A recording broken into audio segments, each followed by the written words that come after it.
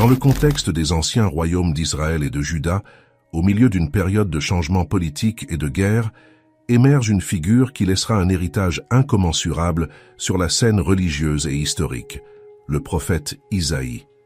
Son histoire est intimement liée aux événements tumultueux qui ont marqué la période dans laquelle il a vécu, faisant de lui un personnage unique au milieu du chaos et de l'incertitude.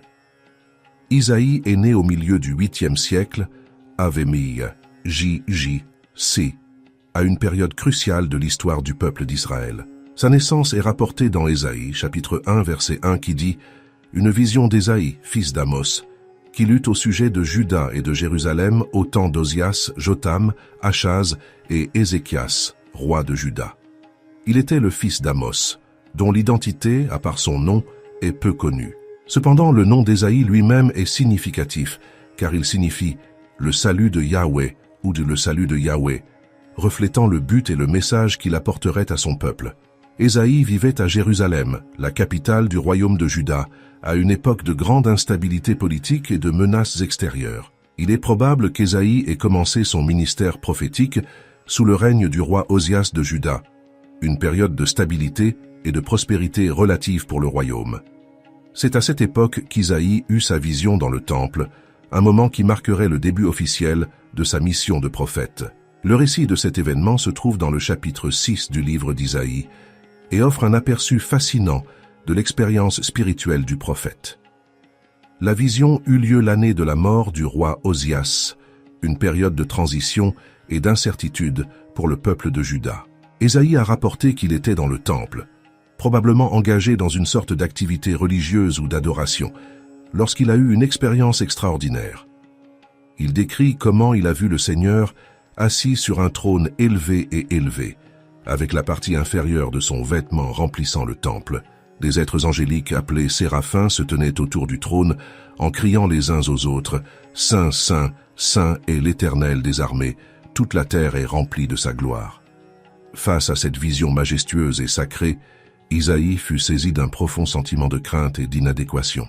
Il a reconnu son propre péché et le péché des gens autour de lui, confessant « Malheur à moi, je suis perdu, car je suis un homme aux lèvres impures, et j'habite au milieu d'un peuple aux lèvres impures, et mes yeux ont vu le roi, l'Éternel des armées. » Il est important de noter que la réalisation de la sainteté et de la gloire de Dieu a entraîné une conscience aiguë de la fragilité humaine elle-même et de la nécessité de la purification.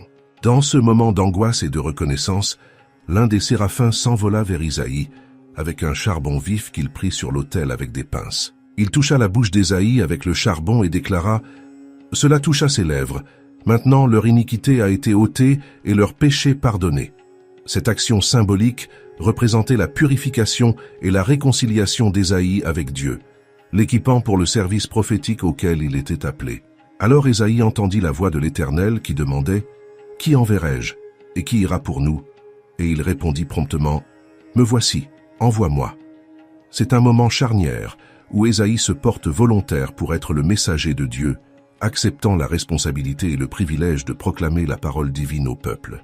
Ainsi, la vision d'Isaïe dans le temple a non seulement révélé la grandeur et la sainteté de Dieu, mais a aussi profondément transformé la vie et la vocation du prophète. C'est une rencontre qui l'a donné la force et la mission d'une mission qui serait marquée par les défis, l'adversité et en même temps par la présence constante et souveraine de Dieu dans sa vie. Si ce sujet vous intéresse, pensez à vous abonner à la chaîne et à activer la cloche pour recevoir plus de contenu comme celui-ci. Cela signifie beaucoup pour nous. Sans plus attendre, passons à la vidéo. Après la mort du roi Ozias, son fils Jotham lui succéda en tant que successeur du royaume. Pendant ce temps, Ésaïe a joué un rôle important en tant que prophète en Juda. Jotham régna pendant environ 16 ans après la mort de son père, et son règne fut caractérisé par une relative stabilité politique et une prospérité économique héritée en partie du règne d'Ozias. Pendant ce temps, Ésaïe a continué à proclamer les messages de Dieu au peuple de Juda, soulignant l'importance de la fidélité à Dieu et la nécessité d'éviter l'idolâtrie et l'injustice sociale. Il se peut aussi qu'il ait conseillé le roi Jotham sur des questions spirituelles et politiques, cherchant à influencer les décisions gouvernementales conformément aux principes divins. Bien que Juda ait joui d'une relative stabilité pendant le règne de Jotham, il y avait des signes de tension et des défis imminents à l'horizon. Sur la scène internationale, le puissant empire assyrien se développait et représentait une menace potentielle pour les royaumes voisins, y compris Juda. Sur le plan intérieur, les problèmes sociaux et économiques s'aggravaient, et la fidélité des gens à Dieu passait souvent au second plan. L'histoire commence à prendre une tournure sombre après la mort de Jotham, lorsqu'Achaz, son fils, monte sur le trône de Juda. Lui, un royaume qui, malgré les défis rencontrés, jouissait d'une certaine stabilité politique et d'une prospérité matérielle. Cependant, Achaz s'avérerait bientôt être un dirigeant faible et peu sûr de lui, dont les décisions auraient des conséquences désastreuses pour Juda. C'est là que les choses commencent à se compliquer. Dès son accession au trône, Achaz s'est trouvé confronté à des menaces extérieures imminentes. Le royaume du Nord, dirigé par le roi Péka, et l'Assyrie, dirigée par Rézin, formèrent une alliance contre Juda, dans l'intention de renverser Juda et de mettre une marionnette servile à sa place. Cette alliance prévoyait d'installer un nouveau roi à Jérusalem et de remplacer la dynastie davidique. Face à cette menace, Achaz était profondément troublé et cherchait désespérément une solution. Au lieu de faire confiance à Dieu et de chercher des conseils spirituels, Achaz a eu recours à la diplomatie et aux alliances politiques. Il chercha le soutien du roi Tiglath-Pilser III d'Assyrie, offrant un tribut et se soumettant à l'Assyrie en échange de la protection d'Israël et de l'Assyrie. Isaïe, en tant que prophète, a dû faire face aux conséquences de ses choix politiques. Il a confronté Achaz, l'avertissant de ne pas compter sur des alliances avec des nations païennes au lieu de compter sur la protection et la puissance de Dieu. Isaïe cherchait à encourager les membres de la famille à rester fidèles à Dieu et à rechercher la direction divine plutôt que de chercher des solutions temporaires et terrestres aux problèmes du royaume. C'est sous le règne d'Achaz qu'Ésaïe reçut plusieurs des visions et des messages prophétiques qu'il rapporterait dans son livre. Dans les chapitres 1 à 5 d'Ésaïe, il prophétise à plusieurs reprises sur la nécessité de la repentance et du retour à Dieu de la part du peuple de Juda. Il dénonça l'injustice sociale, la corruption morale et l'idolâtrie qui s'étaient glissées dans la nation. Ésaïe a averti que le jugement de Dieu approchait à cause de la rébellion du peuple, mais il a également offert l'espoir du pardon et de la restauration à ceux qui se sont tournés vers Dieu de tout leur cœur. Déjà dans Ésaïe chapitre 7 à 12, nous trouvons la prophétie messianique, dans laquelle Ésaïe prophétise la venue d'un futur Messie rédempteur qui apporterait le salut et la restauration au peuple de Dieu. Il annonça qu'une vierge concevrait et enfanterait un fils, et que son nom serait Emmanuel, ce qui signifie Dieu avec nous. Ésaïe a également parlé du règne juste et pacifique du Messie qui apporterait la délivrance et la rédemption au peuple d'Israël. Ces prophéties sont parmi les plus connues et les plus importantes du livre d'Ésaïe, et elles se sont accomplies en Jésus-Christ, le Messie promis. Malgré tous ces efforts, Achaz n'écouta pas le prophète et conclut une alliance avec l'Assyrie. Plus tard, cette alliance avec l'Assyrie devint une source de problèmes encore plus grands pour Juda. Tiglath-Pilser III profita bientôt de la faiblesse d'Achaz et exigea qu'il se soumette complètement à l'Assyrie, faisant de Juda un vassal de l'empire assyrien. Achaz a été forcé de payer un tribut de plus en plus élevé à l'Assyrie et de suivre ses ordres, ce qui a encore sapé son autorité et son indépendance en tant que roi de Juda. Pour cette raison, il a conclu des alliances avec l'Égypte et l'Éthiopie comme mesure de sécurité supplémentaire contre l'Assyrie. Cette décision a été perçue par Dieu comme un manque de confiance en sa protection et a abouti au message prophétique qu'Ésaïe a délivré alors qu'il marchait nu et pieds nus. Ce message prophétique quelque peu curieux est rapporté dans la Bible, en particulier dans Ésaïe chapitre 20 versets 2 à 4. Et il est dit: en ce temps-là, l'Éternel parla par l'intermédiaire d'Ésaïe, fils d'Amos, et dit: Va, détache les cheveux de tes reins et ôte les souliers de tes pieds. Et il le fit en marchant nu et pieds nus. Et l'Éternel dit: de même que mon serviteur Ésaïe marcha nu et pieds nus pendant 3 ans, comme un signe et un miracle sur l'Égypte et l'Éthiopie, ainsi le roi d'Assyrie fera prisonnier d'Égypte et des exilés d'Éthiopie, jeunes et vieux, nus et pieds nus, et les fesses découvertes, à la honte de l'Égypte. Dans ce passage, Dieu s'adresse directement à Ésaïe et lui donne l'instruction inhabituelle de délivrer un message prophétique au peuple de Juda. Dieu ordonne à Ésaïe de détacher les cheveux de ses reins et d'enlever ses chaussures. Le cilice, un vêtement rugueux et inconfortable, généralement porté en signe de deuil ou de repentance. En se dépouillant de ses vêtements, Ésaïe faisait preuve d'une vulnérabilité et d'une exposition inhabituelle. Ésaïe obéit à Dieu et suit ses instructions à la lettre, marchant nu et pieds nus. Cette action dramatique attire l'attention des gens et sert de représentation visuelle puissante du message prophétique qu'Ésaïe est sur le point de délivrer. Leur action audacieuse et symbolique n'est pas passée inaperçue, et beaucoup ont été amenés à réfléchir sur le sens de ce message visuel. La nudité et le dos nu d'Ésaïe ont servi de rappel vivant de la vulnérabilité du peuple face aux menaces extérieures et de la nécessité de faire confiance à Dieu en temps de crise. En marchant pieds nus, Ésaïe symbolisait l'humilité et la soumission à la volonté divine. Il a montré qu'il n'y avait rien qui pouvait cacher ou protéger le peuple de Juda, si ce n'est la confiance en Dieu et l'obéissance à ses commandements.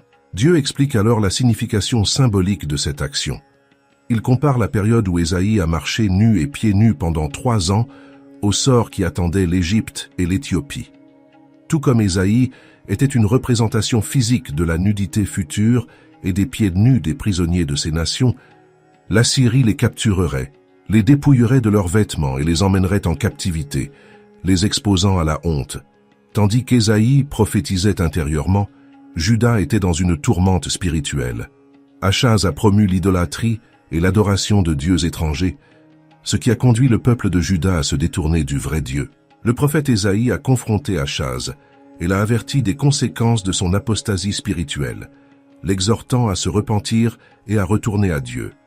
Cependant, Achaz a ignoré les avertissements d'Ésaïe et a continué dans sa désobéissance. La situation de Juda n'a fait qu'empirer au fil du temps, et finalement l'Assyrie elle-même a envahi Juda, dévastant le pays et assiégeant Jérusalem. Achaz et le peuple de Juda ont terriblement souffert sous le joug de l'Assyrie, endurant la famine, la maladie et la misère. En fin de compte, le règne d'Achaz fut une période sombre et turbulente pour Juda. Ses choix politiques mal avisés et son manque de foi en Dieu ont conduit Juda dans un état de faiblesse et de désespoir. Cependant, sa mort n'a pas marqué la fin des troubles pour Juda, mais plutôt le début d'une période encore plus tumultueuse, avec son fils Ézéchias héritant d'un royaume. En ruine et confronté à des défis encore plus grands, dès qu'il est monté sur le trône, Ézéchias a entrepris une série de réformes religieuses et politiques pour purifier Juda de l'idolâtrie et restaurer le culte au vrai Dieu. Ésaïe soutint et encouragea Ézéchias dans ses efforts de réforme en tant que conseiller spirituel et prophète du roi. Pendant ce temps, Ésaïe continuait à transmettre les messages de Dieu au peuple de Juda, l'exhortant à la repentance et à la fidélité. Il proclama la parole de Dieu dénonçant l'injustice sociale, la corruption morale et l'idolâtrie qui persistaient encore dans le royaume. Ésaïe a également offert de l'espoir et du réconfort au peuple, lui rappelant les promesses de salut et de rédemption de Dieu. Cependant, c'est sous le règne d'Ézéchias que Juda a dû faire face à une crise encore plus grande, quand Sennachérib, roi d'Assyrie, menaça d'envahir Jérusalem. Dans le contexte historique, Sennachérib était un roi assyrien qui a régné de 705 à 681 Avetua J.C. Au cours de son règne, l'Assyrie était une puissance régionale dominante, engagée dans plusieurs campagnes militaires dans la région, y compris des incursions dans la région de Juda. L'armée assyrienne était l'une des forces militaires les plus puissantes et les plus redoutées du monde antique, connue pour sa discipline, son organisation et son efficacité. Préoccupé par la situation, le roi Ézéchias de Juda a d'abord essayé de chercher une solution diplomatique et de négocier avec le roi Sennachérib d'Assyrie pour éviter un conflit direct. Le récit biblique et les inscriptions historiques fournissent des détails sur ces tentatives de négociation. Selon la Bible, dans le livre des rois, Ézéchias a envoyé des messagers au roi Sennachérib pour demander la paix, acceptant de payer un tribut en échange de ne pas être envahi. Alors Sennachérib, roi d'Assyrie, marcha contre toutes les villes fortifiées de Juda et les conquit. Ézéchias, roi de Juda, envoya un message à Sennachérib, roi d'Assyrie, à Lachis, en ces termes: « J'ai péché, renonce à toi-même, je ferai tout ce que tu me proposeras. » Le roi d'Assyrie imposa d'abord à Ézéchias, roi de Juda, 300 talents d'argent et 30 talents d'or. Cependant, Sennachérib n'était pas satisfait des conditions offertes et décida d'envahir Juda quand même. Il en résulta le siège de Jérusalem, où Ézéchias ne put s'échapper. Ézéchias, confronté au rejet de ses tentatives de paix, en apprenant que Sennachérib avait envoyé une lettre de menace à la ville et au Dieu d'Israël, fut profondément troublé et affligé par la situation. Il reçut la lettre, monta au temple et la lut devant le Seigneur. En lisant la lettre qui se moquait de Dieu et menaçait de détruire Jérusalem, Ézéchias déchira ses vêtements en signe de deuil, de chagrin et de désespoir. Face à la menace qui pesait sur la Syrie, la déchirure des vêtements était un geste courant dans de nombreuses cultures anciennes, y compris juives, en signe d'angoisse, de deuil ou de repentance. Après cet acte, Ézéchias a cherché à être guidé par Dieu et a envoyé des messagers au prophète Ésaïe pour obtenir des conseils sur la façon de gérer la situation. Le prophète Ésaïe a reçu un message de Dieu et a rassuré Ézéchias. Ésaïe prononça une prophétie qui assurait la protection divine et la défaite de l'armée assyrienne. Ésaïe transmet à Ézéchias un message de réconfort et d'assurance divin. « Ne crains pas les paroles que tu as entendues et par lesquelles les serviteurs du roi d'Assyrie m'ont blasphémé. Je le ramènerai par le même chemin qu'il est venu. » Il transmettait un sentiment de confiance et d'espérance à Ézéchias et au peuple de Juda. Il assura le roi que Dieu était au courant des blasphèmes et des menaces de Sennachérib contre Jérusalem. Ésaïe a prophétisé que Dieu ne permettrait pas à Sennachérib d'atteindre son objectif de détruire la ville, déclarant que l'armée assyrienne serait vaincue et ne serait pas en mesure de conquérir Jérusalem.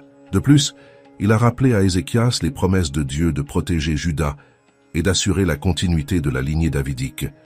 Il a souligné que Jérusalem serait sauvée grâce à l'amour et aux promesses de Dieu à David. Pour fortifier la foi d'Ézéchias, Ésaïe offrit un signe miraculeux comme preuve de la véracité de ses paroles. Il a dit que, comme un signe, l'ombre sur l'horloge d'Achaz reculerait de 10 degrés. Comme le rapporte la Bible, ce signe s'est réellement produit, démontrant la puissance et l'autorité de Dieu.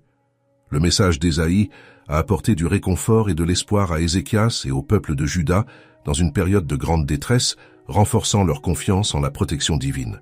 Ézéchias exprima alors sa foi en Dieu et supplia le Seigneur d'entendre ses prières et d'intervenir en faveur de Jérusalem. Il a fait appel à Dieu pour qu'il protège la ville et démontre sa puissance, afin que tous les royaumes de la terre sachent que le Seigneur est le Dieu suprême.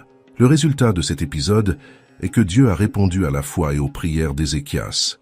Selon la Bible, après les prières du roi Ézéchias et le message de réconfort du prophète Ésaïe, Dieu est intervenu d'une manière surnaturelle pour protéger Jérusalem. C'est ce que rapporte Rois 19, verset 35. Cette nuit-là, l'ange de l'Éternel sortit et frappa 185 000 personnes dans le camp des Assyriens. Et quand ils se levèrent le matin, voici, ils étaient tous des cadavres. En une seule nuit, un ange du Seigneur a été envoyé et a infligé une grande destruction au camp de l'armée assyrienne, entraînant la mort de 185 000 soldats. L'action de l'ange est décrite comme étant d'une telle ampleur que l'armée assyrienne a été complètement vaincue. Bien que la Bible ne fournisse pas de détails spécifiques sur la façon dont cet événement surnaturel s'est produit, il est présenté comme un acte divin d'intervention pour protéger Jérusalem et ses habitants. L'histoire met en évidence la croyance en la protection divine et l'importance de la foi en temps de grands dangers. La réaction du peuple le lendemain fut celle d'un grand choc et d'une grande surprise face à la destruction de l'armée assyrienne. Le peuple de Jérusalem et ses dirigeants, y compris le roi Ézéchias, étaient soulagés et reconnaissants d'avoir été protégés d'une menace aussi imminente et destructrice. Ils ont reconnu la puissance de Dieu et l'intervention divine comme la raison pour laquelle ils étaient en sécurité. Ézéchias et Ésaïe ont travaillé ensemble pour restaurer la foi et l'obéissance au vrai Dieu, ouvrant la voie à un avenir de paix et de prospérité pour Juda. Plus tard, le fils d'Ézéchias, Manassé, succéda à son père en tant que roi de Juda et régna pendant environ 55 ans. Malheureusement, on se souvient de son règne comme l'un des plus sombres de l'histoire de Juda, en raison de sa grave rébellion contre Dieu et de la persécution des fidèles. Manassé a renversé de nombreuses réformes religieuses initiées par son père Ézéchias. Il a réintroduit l'idolâtrie et le culte des dieux païens en Juda, en construisant des autels païens à Jérusalem et dans les environs. Manassé persécuta aussi cruellement les prophètes et ceux qui restaient fidèles au Dieu d'Israël, répandant le sang innocent et répandant la corruption spirituelle dans tout le royaume. Dans cet environnement hostile, Ésaïe a continué à proclamer la parole de Dieu malgré le danger imminent. Il dénonça l'apostasie de Manassé et mit en garde contre les conséquences d'une rébellion contre Dieu. Ésaïe a fait face à l'opposition et à la persécution à cause de ses prophéties et de sa fidélité à Dieu. Mais il est resté inébranlable dans sa mission d'être un messager du Seigneur. Pendant le règne de Manassé, Ésaïe a peut-être souffert le martyre en raison de sa foi inébranlable.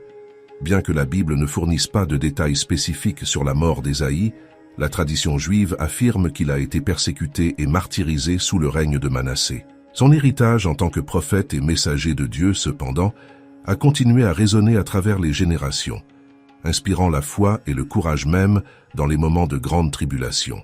Un autre récit de la mort d'Ésaïe se trouve dans le livre de l'Ascension d'Ésaïe. Le livre de l'Ascension d'Isaïe est un texte apocryphe de l'Ancien Testament qui ne fait pas partie du canon des écritures hébraïques ou chrétiennes, mais qui est considéré comme important pour la compréhension de la littérature et de la théologie judéo-chrétienne. Il se compose de plusieurs parties, y compris des visions, des prophéties et un récit de l'ascension d'Ésaïe au ciel. L'histoire de la mort d'Ésaïe, telle qu'elle est décrite dans ce livre, est l'une des parties les plus remarquables et les plus dramatiques. Il raconte que pendant le règne du roi Manassé de Juda, Ésaïe a fait face à une grande opposition à cause de ses prophéties et de son rôle en tant que défenseur de la justice et de la droiture. Selon le récit, Manassé était furieux des critiques et des avertissements d'Ésaïe, car il était impliqué dans des pratiques idolâtres et injustes. Dans sa fureur, Manassé ordonna qu'Ésaïe soit coupé en deux, comme une forme de punition extrême pour ses paroles et ses actions. Isaïe, fidèle jusqu'à la fin, accepta son sort avec courage et résignation. Il est resté inébranlable dans sa foi et a continué à proclamer le message de Dieu jusqu'au dernier moment, même face à une mort terrible et tortueuse.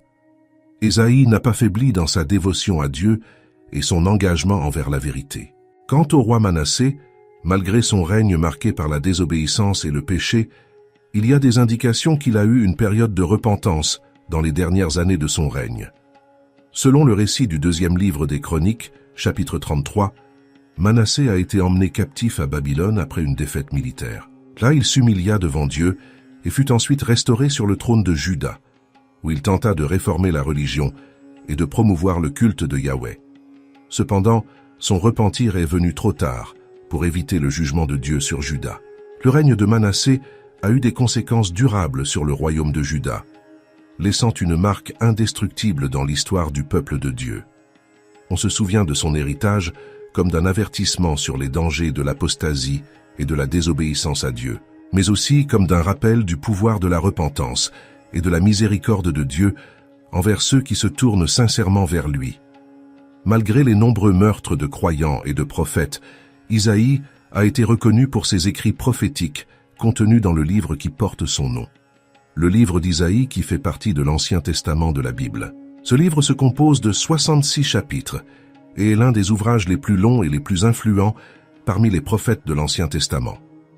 Ésaïe a enregistré ses visions et ses prophéties tout au long de son ministère, délivrant les messages de Dieu au peuple de Juda pendant une période cruciale de l'histoire d'Israël. Ses écrits couvrent une variété de sujets, y compris la souveraineté de Dieu, la sainteté, la justice sociale, la repentance et l'espoir de la rédemption. Ésaïe a également décrit des visions puissantes de l'avenir messianique et de la restauration d'Israël. Ses prophéties et ses enseignements ont été une source d'inspiration et de conseils pour des millions de personnes à travers l'histoire, à la fois à l'intérieur et à l'extérieur de la tradition judéo-chrétienne.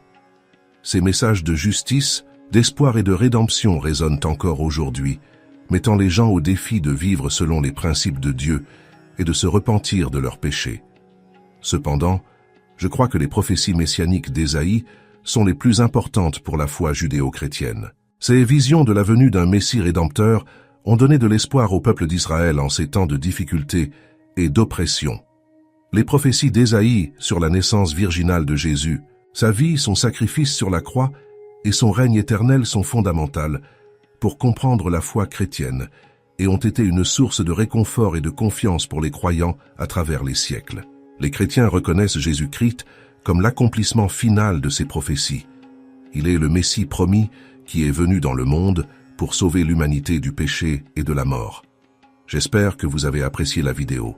Abonnez-vous à la chaîne, laissez votre like et cliquez sur l'une des 2 vidéos qui apparaîtront pour continuer à nous regarder. Embrassez-vous et restez avec Dieu.